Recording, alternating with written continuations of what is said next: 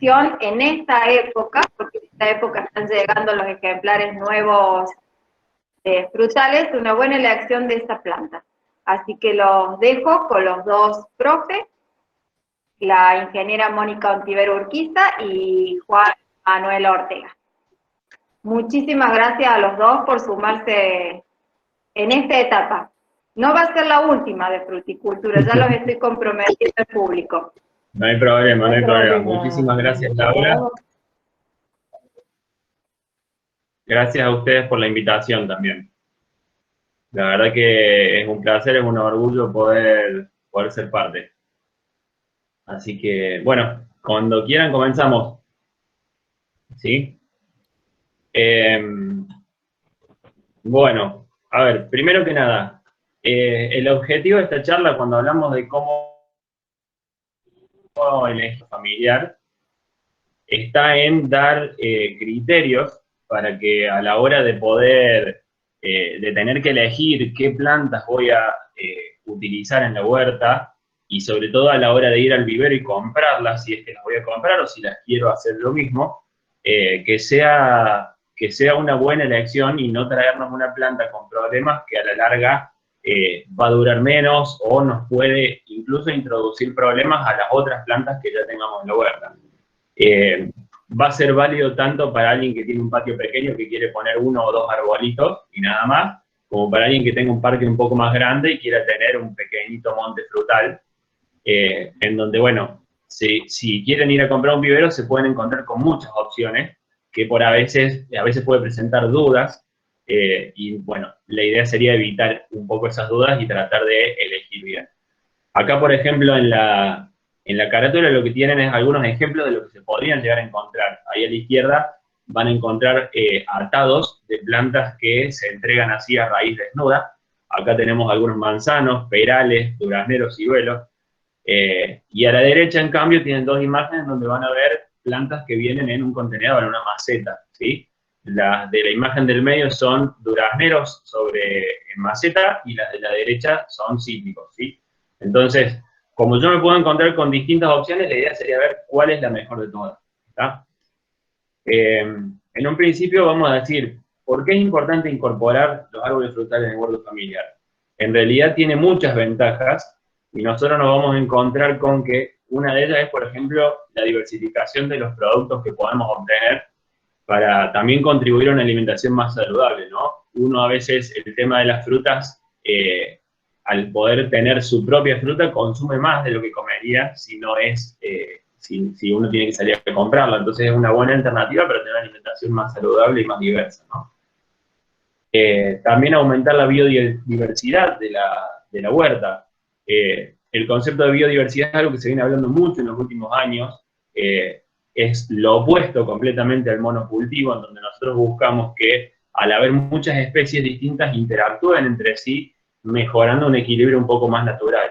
Entonces, incorporar los árboles a la huerta permite también incorporar un grupo de plantas que suman otros beneficios, como por ejemplo, atraer aves, polinizadores o también algunos insectos benéficos.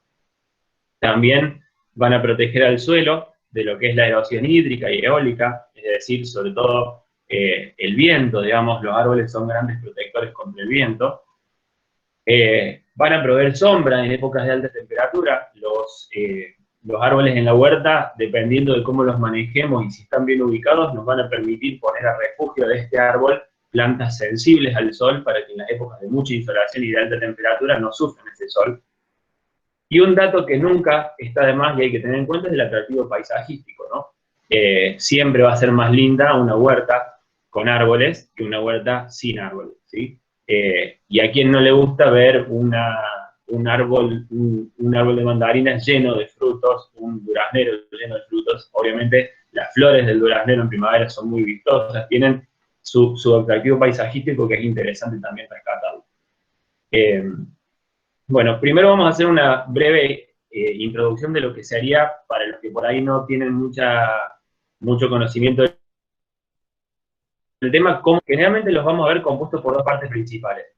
La parte de abajo, que es el porta injerto, el pie o patrón, son las distintas formas de llamarlo, en un árbol injertado, ¿sí? Sería la que forma principalmente las raíces y que en realidad nos va a servir para que, si está bien elegido este porte injerto, le provea al árbol resistencia a algunos problemas que se pueden presentar en el suelo, como algunas plagas o salinidad, o incluso, bueno, distintos factores que se pueden encontrar. Si esto fuera un árbol hecho de semilla, obviamente, en realidad esto no sería así, sino que de la misma semilla saldrían tanto raíces como la copa. En el caso de ser un árbol injertado, el porte injerto es la planta que nosotros usamos para que forme las raíces, y a partir de ahí, la parte superior del árbol, que sería el injerto, o la copa, o la variedad, va a ser la que va a formar el tronco del árbol y, sobre todo, la copa, que va a ser la parte productiva. ¿Está? Por lo tanto, esta va a ser la que define cómo va a ser la calidad de la fruta que nosotros vamos a tener. La ventaja de un injerto es que, además de favorecer que los frutales produzcan antes que si son de semilla, también nos permite, al extraer una porción del árbol donde nosotros sacamos la parte que injertamos, ya sea una yema o sea una púa, nos vamos a encontrar con que replicamos exactamente las mismas características del árbol original, con alguna que otra influencia que le pueda dar el porte injerto, pero nos aseguramos muy buena calidad de fruta y buena productividad, al igual que el árbol original. Entonces vamos a ver el árbol completo con una estructura en la cual la principal parte que nosotros vamos a ver en realidad corresponde al injerto, o la variedad que nosotros utilizamos, y la parte de abajo, el porte injerto. Ahora, a la hora de elegir las especies, es importante y es fundamental elegir las especies que vamos a plantar y también las variedades. Y acá entramos en un detalle. No es lo mismo elegir variedades o especies para un huerto familiar que para una plantación comercial. En una plantación comercial uno va a tener que buscar unas características mucho más específicas, porque al ser mayor superficie no va a poder tener los mismos cuidados que le podemos dar nosotros en nuestra casa, que tenemos 1, 2 o 5 árboles. ¿Tá? Entonces, tal vez el tener el huerto en nuestra casa con árboles frutales nos permite ampliar un poco más el catálogo de variedades o especies que podríamos tener para la región. Pero para esto vamos a tener que tener en cuenta que las condiciones climáticas de la zona, las temperaturas a lo largo del año, las heladas, la luz, en nuestro caso estamos ubicados en la región central de la provincia de Córdoba, en donde podríamos hablar de que es un clima templado, tenemos temperaturas a lo largo del año variables, pero no tenemos temperaturas excesivamente altas en verano, pero sí tenemos temperaturas bajas en invierno con varias heladas todos los años. Si nos vamos un poco más al norte de la provincia de Córdoba, o más al norte todavía, en provincias del norte de nuestro país, podemos pensar ya en otras especies subtropicales o de climas un poco más cálidos, y si nos vamos al sur, también vamos a pensar también en especies un poco más resistentes al frío, y nos va a quedar de lado algunas especies que no van a ser tan resistentes. Por otro lado, hay que considerar la fertilidad del suelo y factores limitantes. Si yo tengo un suelo arenoso que tenga poca fertilidad, siempre va a ser interesante mejorar ese suelo con algún abono orgánico o fertilización, ya veremos después cómo se puede hacer. Pero también es importante, por ejemplo, considerar la profundidad. En la zona de las sierras, por ejemplo, a veces la falla puede presentarse en que nosotros vemos suelo, pero a muy poca profundidad ya tenemos roca, entonces ese árbol no va a tener suficiente profundidad para desarrollar raíces, y obviamente va a ser una limitante que va a hacer que ese árbol crezca lento y probablemente no llegue a ser suficientemente productivo como esperamos. Otro punto es el espacio disponible. Como hablaba al principio, no es lo mismo pensar en un frutal en un patio mediano o pequeño que un parque grande. Si yo tengo un parque de 1000, 2000 metros y quiero pensar en tener varios árboles, ahí voy a tener que tener en cuenta que los árboles no se interfieren unos con otros, incluso con otros árboles que ya estén plantados previamente, o con tapias, edificaciones, etc. ¿Sí? Para eso hay que tener en cuenta que cada árbol tiene un tamaño natural al que hay que tratar de no superar. Y otro punto es el objetivo de la producción. Ya ahí es algo bastante más fino, porque si bien seguimos hablando de un consumo familiar, no es lo mismo si lo que yo quiero es simplemente comer la fruta en fresco, que si lo que quiero es, en base a eso, hacer un pequeño emprendimiento de elaboración de conservas, por ejemplo. En ese caso hay algunas variedades que tienen pulpa un poco más firme, que soportan mejor la cocción, y otras que al cocinarla se va a desarmar todo y servirá en todo caso mejor para una mermelada, pero no para un consumo en fresco. Para una conserva. Pero la pregunta entonces, ¿qué vamos a plantar? considerando entonces región central de la provincia de Córdoba, podemos decir que según las condiciones que tenemos nosotros, podemos optar por las especies perennifolias, que son las que van a mantener hojas todo el año, ¿sí? Especies que no pierden las hojas en invierno, o las especies caducifolias, que son las que sí pierden las hojas en otoño y van a tener crecimiento solo durante primavera-verano. Dentro de las perennifolias, las más comunes o más conocidas tal vez son los cítricos. Acá podemos hablar, por ejemplo, del mandarino, naranjo, limonero, que hay que tener en cuenta que de estas, por ahí, el mandarino es tal vez una de las más resistentes a el frío, mientras que el limonero es una de las más sensibles. Entonces, cuando vayamos a plantarla hay que considerar esto porque ese limonero va a sufrir mucho con las heladas, por ejemplo.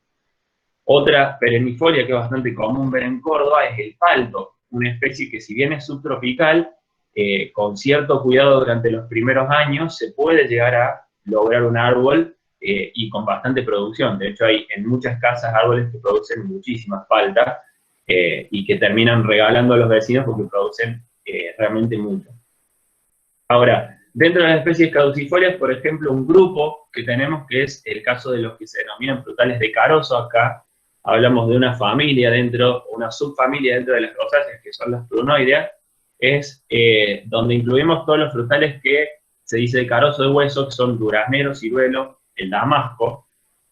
Acá entraría también el cerezo, pero el cerezo en realidad es un árbol que, dependiendo de la variedad, normalmente requiere mucho más frío, y en Córdoba, salvo que escojamos exactamente la variedad adecuada, va a ser difícil obtener producción, a menos que nos encontremos por ahí en la zona de las sierras, en una zona más fría, donde puede llegar a tener las horas de frío, que es lo que requiere sobre todo. Tal vez la más común de encontrar en Córdoba son duraznero y ciruelo, bien, sobre todo comercialmente, digamos. Otro grupo son los frutales de pepitas, seguimos dentro de las rosáceas, pero es otro grupo, las pomoideas. Acá aparecen el manzano y el peral. También estaría el membrillero, aunque no es tan común por ahí verlo, pero en el caso de manzano y peral, acá cabe destacar algo similar al cerezo. Son especies que naturalmente requieren un poco más de frío, por lo cual para Córdoba va a haber que tener en cuenta específicamente, si lo pedimos en vivero, de que sean variedades de bajo requerimiento de horas de frío. Si no, nos vamos a encontrar con el problema de que en Córdoba pocas veces nos van a florecer, o nos van a florecer con floración muy despareja, muy pocas flores, algunas de esas flores van a abortar y se van a caer. Entonces no vamos a llegar a obtener nunca una buena producción de frutos y vamos a tener un árbol que no va a cumplir el objetivo, digamos. Y después tenemos otros que por ahí también están presentes: la higuera, el nogal, la vid. Estos son frutales que son bastante nobles y que por ahí se adaptan a distintos climas. Hay que también, obviamente, si se puede, pensar en una variedad específica, que es la que nosotros buscamos. En el caso del higo hay una gran diversidad, son muchas las que podemos encontrar, pero que obviamente va a ser más para un consumo en fresco o a lo sumo hacer alguna mermelada, un dulce. En el caso de la nuez, al ser un fruto seco, nos va a permitir que lo que nosotros cosechemos lo podamos conservar fácilmente y consumiéndolas a lo largo del año. Y tal vez con un solo nogal tenemos una producción de nueces más que suficiente para una familia y para repartir a algunos amigos y familiares, ¿no? Y bueno, en el caso de la vid es muy común verlo en las casas en forma de parrales, usándolo para cubrir una galería o una pérgola, pero también puede servir para utilizarla en una construcción más vertical, como un cerco. Por ejemplo, en el caso de la huerta, si nosotros tenemos la huerta cercada, en vez de tener ese cerco inútil, tranquilamente podríamos sobre ese cerco conducir una planta de vid, ya que como la vid es trepadora, es muy fácil darle la forma de un cerco, digamos, ¿sí? Obviamente en el caso de la vid habrá que elegir a buscar variedades que sean más específicamente para producción de uva de consumo en fresco, que tiene unas características un poco más agradables al paladar que la uva que es para vinificación, que tiene un poco una piel más gruesa, no es tan agradable tal vez al consumo directo, ¿sí? Bien, ahora, un detalle importante, un poco mencionábamos recién, cuidado con el frío, ¿sí? Siempre las especies perennifolias, es decir, las que mantienen las hojas todo el año, van a ser las más sensibles al frío del invierno. Por lo tanto, en estas, sobre todo, es que se recomiendan algunos cuidados, como plantación en lugares con reparo del sur, recién lo mencionamos para el caso del limonero. Si yo tengo un limonero y tengo una casa con parque adelante y atrás, por ejemplo, o alrededor, va a ser conveniente siempre que el limonero esté ubicado del lado norte, ¿bien? De manera que la edificación proteja tal vez de los vientos más fríos a ese duraznero, perdón, a ese limonero, y evitar al revés, plantarlo del lado sur, que va a tener sombreo de la edificación del lado norte, que es donde más sol se recibe, y sobre todo en el invierno, y además tiene toda la influencia de los vientos del sur que van a ser los más fríos. ¿Estamos? Otro punto va a ser eliminar las ramas bajas. Cuando se produce una helada, el aire frío, al ser más pesado, se ubica en los estratos más bajos de la atmósfera. Entonces, si yo tengo un árbol más con forma de arbusto, medio petizo, medio enano, va a ser más probable que sea afectado por heladas que si hablamos de un árbol un poco más alto. Va a ser un poco más difícil tal vez realizar la cosecha, pero nos aseguramos que vamos a tener mejor producción en la mayoría de los años y menos problemas con las heladas, ¿sí? Otro punto es la protección con mantas antiheladas. Estas mantas se consiguen en la mayoría de los viveros, ustedes las pueden encontrar disponibles para público en general, que eso va a ser necesario sobre todo en los primeros años, ¿bien? Una vez que un limonero ya ha transcurrido 5 o 6 años, pongámosle, ya va a ser un árbol un poco más desarrollado, donde el tronco va a tener una corteza más gruesa que le protege un poco más del frío, y si las ramas con hojas están más arriba, va a ser más difícil que sea afectado por las heladas, por ahí la tela antihelada ya no va a ser tan necesaria. Pero acá entramos en algo que es muy común hacerlo cuando lo hacemos a nivel casero. Si esto fuera una plantación comercial, que tenemos cientos de árboles por hectárea, es más difícil pensar en protegerlos con una tela antihelada, es un costo que sería imposible de encarar en un cultivo comercial. A casa sí lo podemos hacer, y la ventaja de estas telas antiheladas es que no es lo mismo que envolverlos con un plástico transparente, que no les va a dejar pasar el oxígeno, no les va a permitir respirar correctamente a la planta, ni tampoco con una manta cualquiera que le va a tapar la luz. Las mantas antiheladas están ahí en un equilibrio en que algo de luz dejan pasar, aunque cubren bastante, pero también permiten una cierta respiración. Y dan sobre todo una buena protección contra el frío, que es lo que necesitamos. Tal vez en este caso va a ser más importante, sobre todo si lo que queremos es un palto, que decíamos recién que va a ser más sensible para el frío, ¿verdad? Otro punto importante, suelo bien regado y mojado de hojas cuando hay pronóstico de heladas intensas, ¿sí? El agua es un gran aliado contra las heladas. ¿Por qué? Porque el agua evita que la temperatura descienda mucho de noche.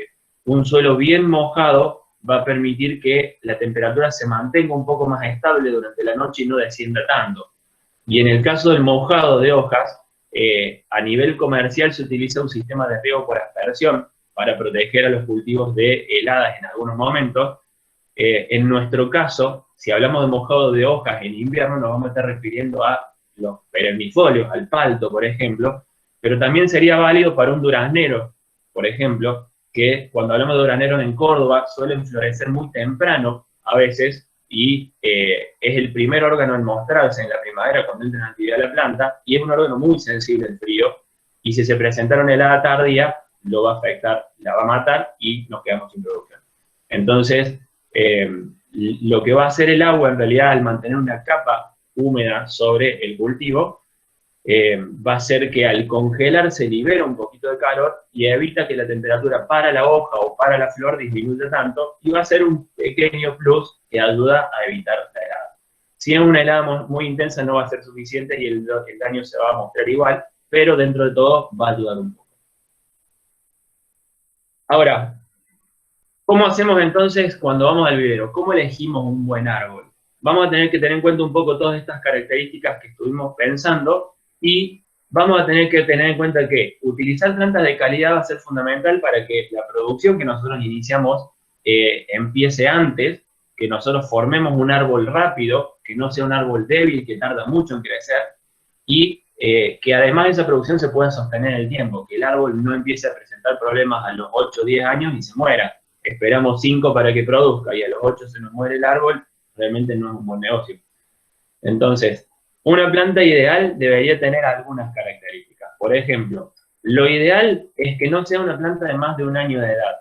Ahí eso nos podemos guiar un poco, dependiendo de la especie, por el diámetro del tronco que nosotros vamos a ver en la planta. En el caso de un duraznero, por ejemplo, una planta de 1 año puede llegar a tener 1,5 centímetros, bien, hasta 2, bien. Puede ser un poco menos, dependiendo de la variedad, pero si yo me encuentro en el vivero con una planta de un diámetro de 3, 4 centímetros, me voy a encontrar con que por ahí uno comete el error de decir, me llevo una planta más grande, le gané 1 año, pero en realidad el problema es que me voy a encontrar con una planta que las raíces también se desarrollaron mucho en relación a esa planta. Si se arranca raíz desnuda, en el momento de arrancarla pierde muchísimas raíces y va a sufrir mucho el trasplante. Y si es una planta que está en maceta, seguramente esas raíces están enrolladas adentro de la maceta, lo cual va a hacer que cuando lo llevemos a campo sea un impedimento para una buena absorción de agua y nutrientes, y esa planta lógicamente va a crecer más lento. Bien, nos podemos encontrar con algunas especies que para llegar a producir la planta se necesita más de 1 año, pero lo ideal sería encontrarnos con que no sea más de 1 año. A veces las plantas suelen tener etiqueta, y si tienen la etiqueta y vemos que es de 4 o 5 años, mejor no elegir, ¿sí? Otro punto son las yemas. Tendríamos que tener yemas en todo el árbol. Las yemas son ese botoncito que se genera en donde nosotros tenemos el tallo y la inserción de la hoja, y ahí, en esa inserción, tenemos el botoncito que va a dar origen en la próxima temporada a una rama o una flor, dependiendo del tipo de yema que sea. Si nosotros tenemos una rama, una planta que ha sido muy manipulada, puede haber perdido parte de estas yemas, y entonces en esa rama que no tiene yemas no podemos esperar que brote el año siguiente. Bien, con lo cual, volvemos a lo mismo, va a ser difícil formar una buena planta. Otro punto es una buena cantidad de ramificaciones, ni muchas ni muy pocas. Tenemos que lograr una planta equilibrada, ya nos vamos a ver un poquito más adelante en esta.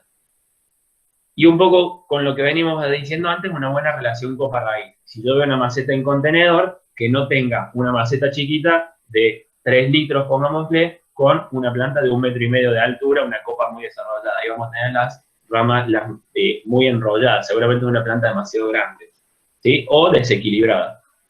Y un punto importante, que todos sus órganos estén libres de plagas y enfermedades. Este es un punto largo, pero ya nos vamos a detener un ratito para ver algunos ejemplos.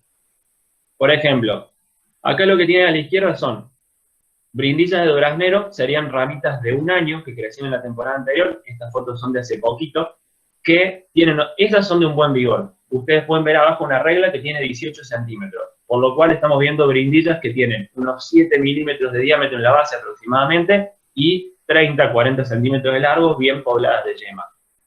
En el caso de la derecha es todo lo opuesto. Son ramitas cortas, finitas, débiles, que van a dar origen luego a una estructura de planta débil, que va a crecer lento y que probablemente se rompa con el viento.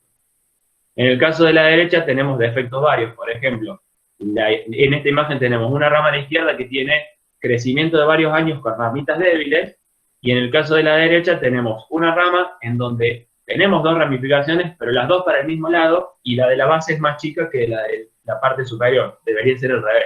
Las ramas de la base deberían ser normalmente más desarrolladas que la de la parte superior. Acá lo que tienen, por ejemplo, es como para que observemos más de cerca lo que serían las yemas. Ahí tenemos una ramita de duraznero, color café, bien, los botoncitos que vemos son las yemas. Deberíamos ver que haya muchas en cantidad bien distribuida en toda la planta. Bien, si llevamos esto como para tener un modo comparativo, en forma de animación, lo que nosotros vemos acá es una planta arrancada a raíz desnuda, en donde la parte de abajo, que forma el pie o el patrón, fue la que forma la raíz, y la parte superior, fíjense que se ve un codito en donde la planta hace como una curva. Ese codito es donde se formó el injerto, y la parte que crece a partir de arriba es la variedad. Ahí vemos una planta bien formada, con ramificaciones, en donde las ramas de la base son un poco más grandes que las de la parte superior, y un equilibrio relativamente bueno entre la parte superior y la parte de raíz, ¿sí? En cambio acá vemos ramas con defectos. Por ejemplo, la primera es una rama con mucho crecimiento del eje principal, pero apenas unas ramificaciones en la punta. La segunda es una planta que seguramente ha perdido el eje principal por algún problema y tuvo muchas ramificaciones desde la base, pero seguramente van a ser muchas ramificaciones débiles.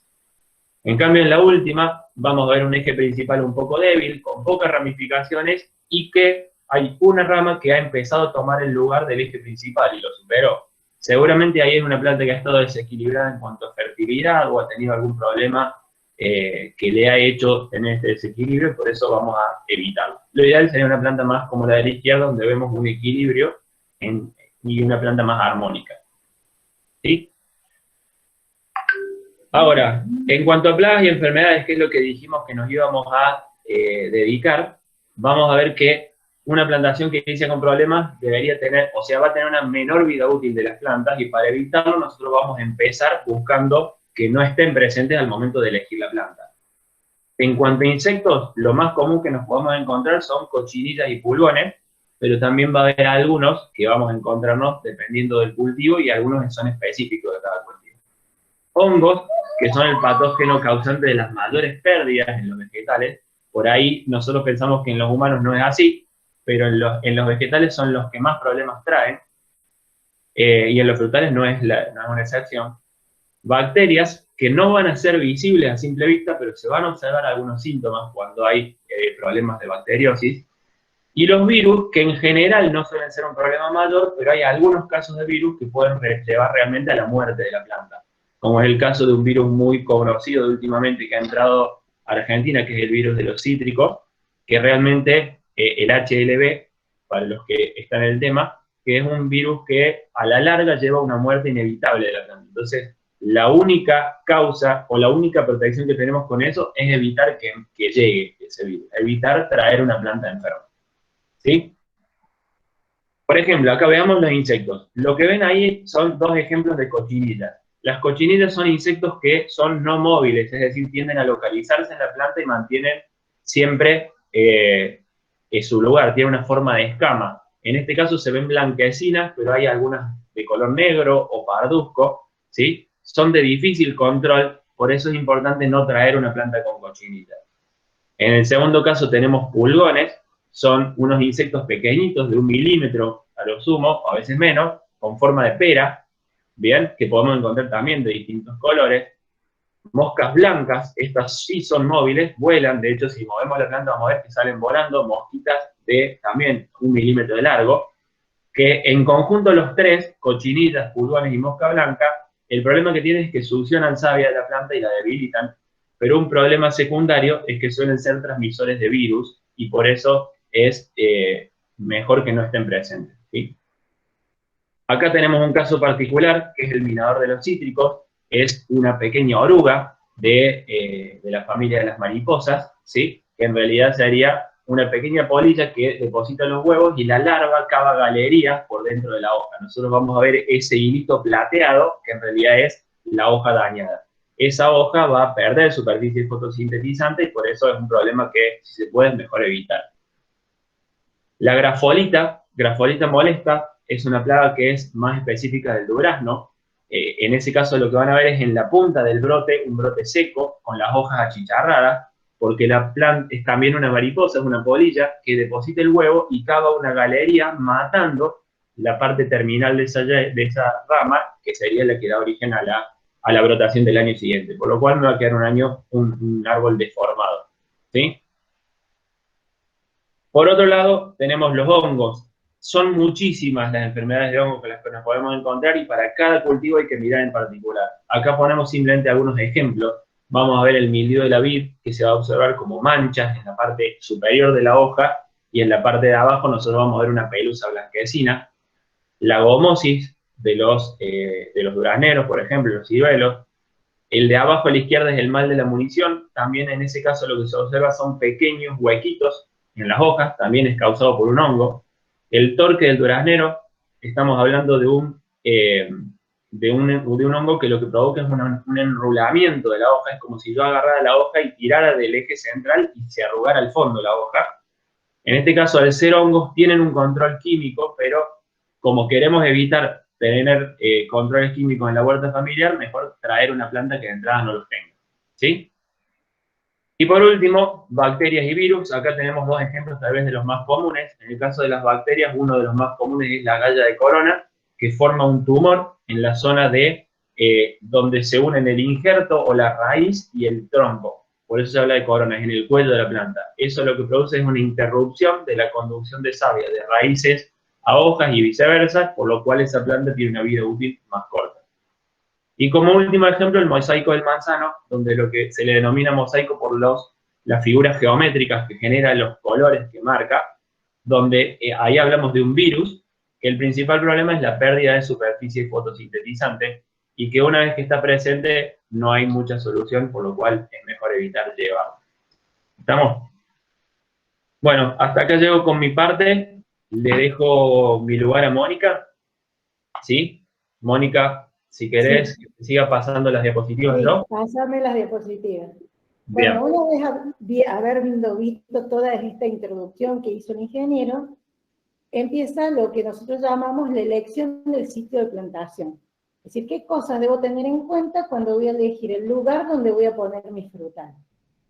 Si yo elijo ese sitio de plantación adecuadamente, seguramente me voy a asegurar el éxito en el futuro de que esa planta se desarrolle adecuadamente y crezca expresando todo su potencial. Mientras que si me equivoco en la elección del sitio donde voy a plantarla, voy a encontrar diferentes daños que va a tener la planta, no se va a desarrollar adecuadamente y por lo tanto, al ser una planta más exigida, va a tener una menor vida útil.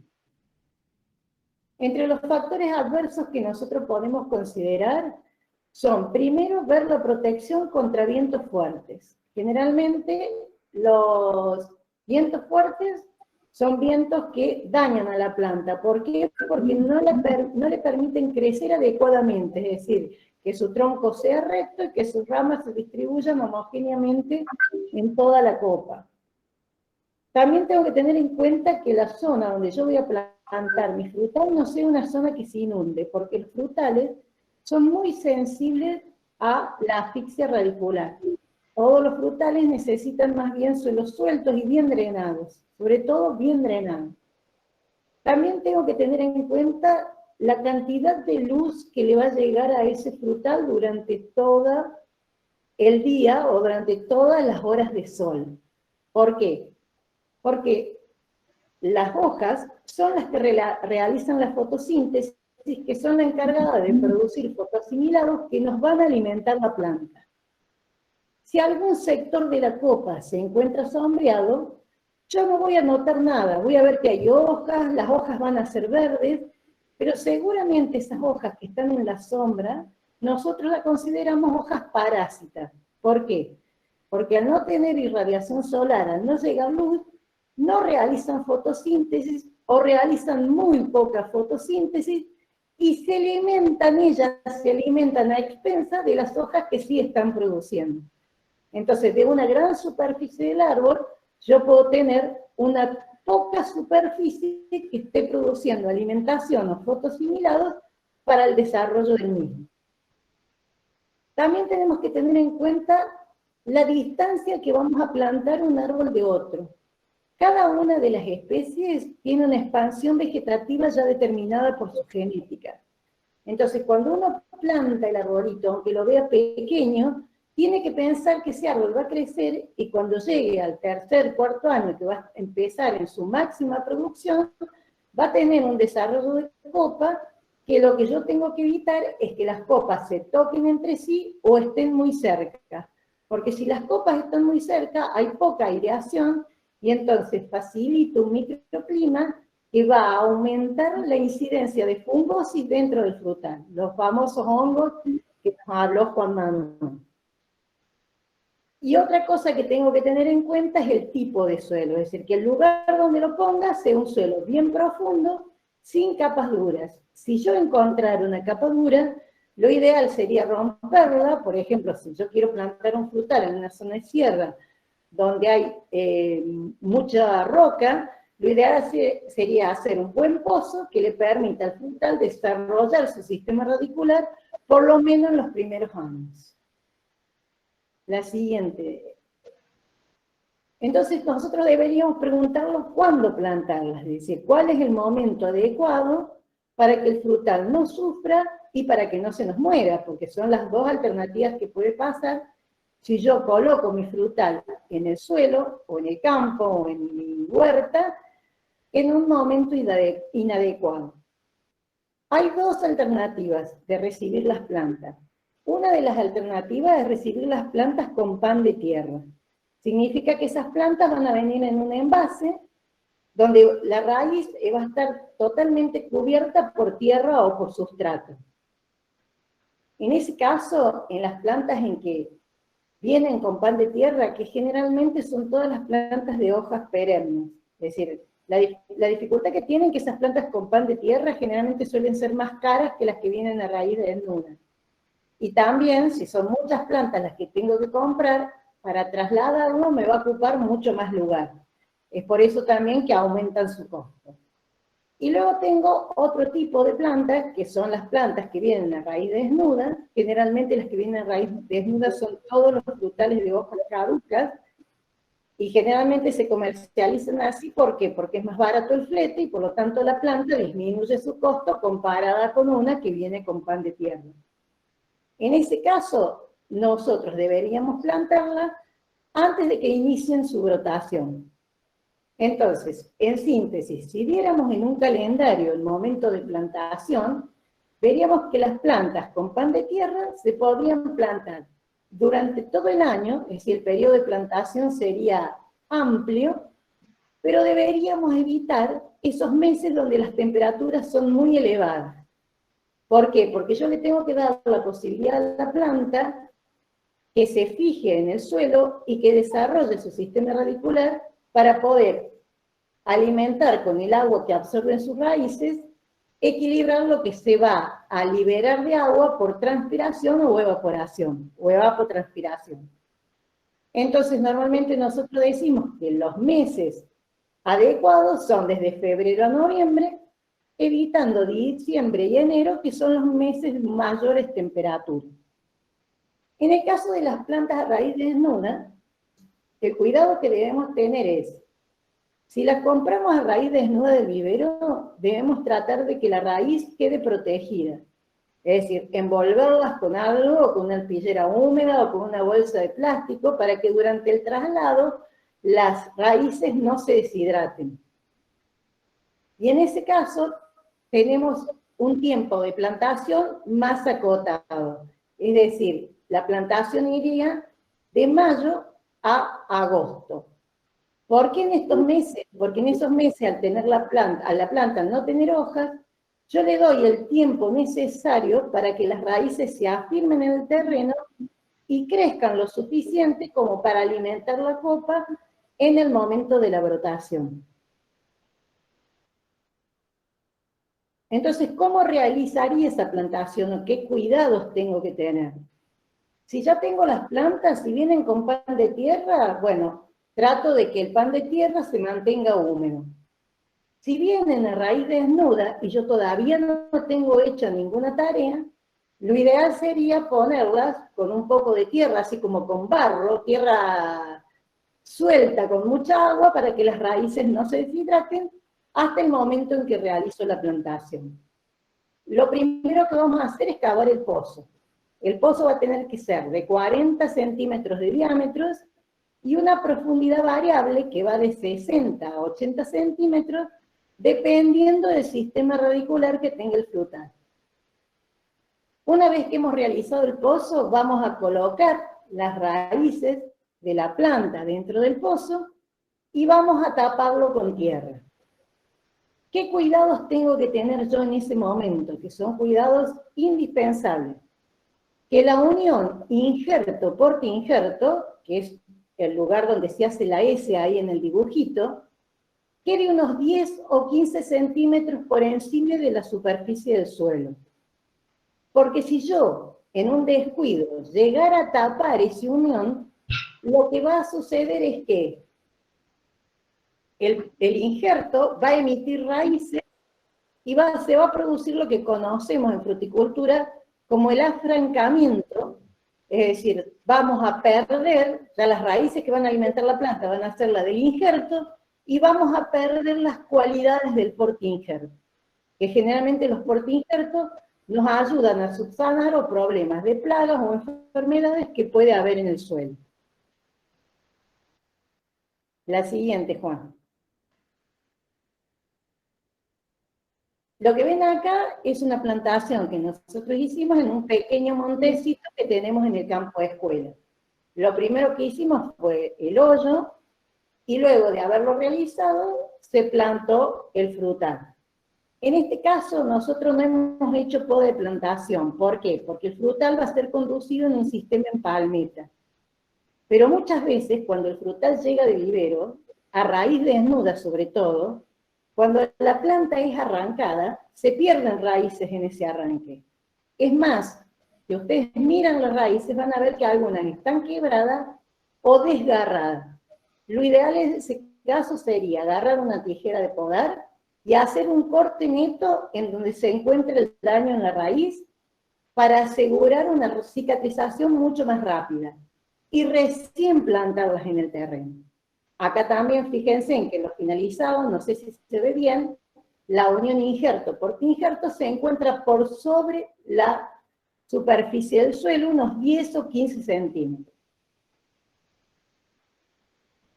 Lo importante de tener en cuenta es que una vez que yo planté mi planta, lo ideal es hacer un riego abundante. Nosotros decimos que planta plantada, planta regada.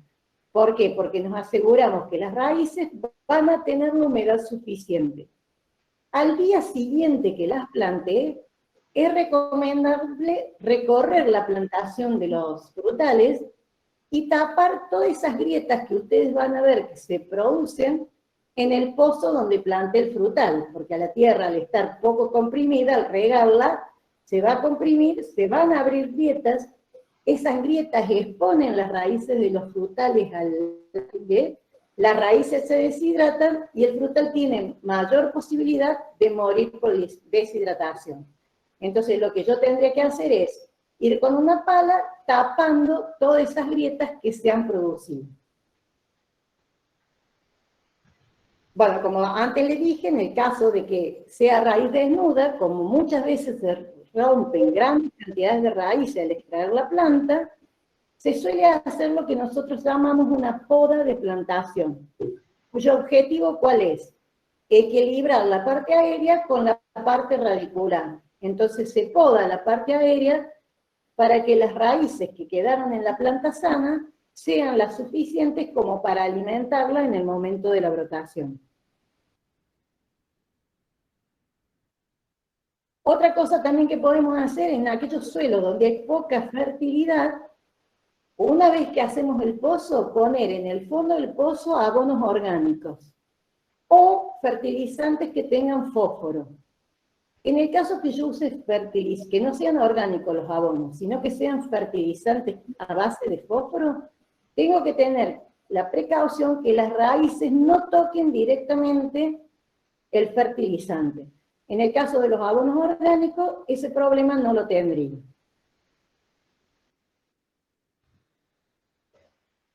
Bueno, y otra cosa que debemos tener en cuenta también por la deshidratación que puede tener la planta, ya sea en pan de tierra o a raíz desnuda, se aconseja siempre plantarla en lo posible en las últimas horas de la tarde, primeras horas de la mañana o en días frescos y nublados donde nos aseguramos que por lo menos va a tener un día donde la radiación solar no le va a hacer daño. Bueno, eso sería todo por hoy. Les agradecemos a ambos su atención y quedamos abiertos a todas las preguntas o dudas que ustedes quieran realizarnos.